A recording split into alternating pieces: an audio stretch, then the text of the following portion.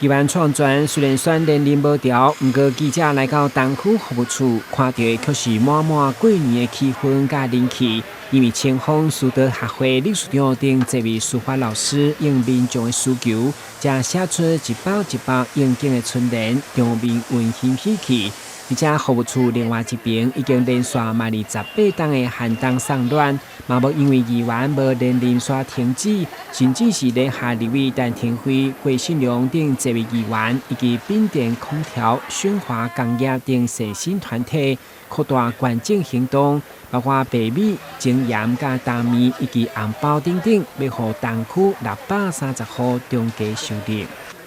我们寒冬送暖哦，在这边我们已经连续到第18年了。那这2年呢，我们还有一起跟郭信良前议长，还有立委陈亭妃，还有议员陈怡贞、周丽金、邱炳，我们一起哦，这2年都一起的共同的举办，让力量更大，那赞助的朋友更多，让受惠的我们的需要的家庭哦，得到更大的一个温暖。那一样，今年我们还是一样，来自很多朋友跟企业的一个帮忙跟赞助啊，有米、有罐头啊，有礼盒。东区中价收入对去年553户到今年增加到630户，马副议员相当的感慨，只是伊无法度过刑事监督权，对此长期伫服务处的职工嘛拢无离开，强调有需要得来斗相共。会中议员陈怡贞嘛出面协助，替过去的同事加油。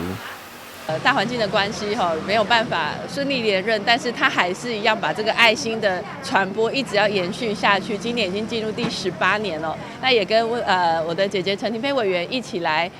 办理这个寒冬送暖以外呢，其实也持续呢，包括亭妃跟旺泉的联合服务处也是继续在地生根服务，也希望能够为东区的好朋友带来更多更优质的服务。那也祝福我们所有弱势的朋友呢，也借由大家的爱心，可以过个好年。那大家新年快乐，兔年行大运。他还是坚持，就是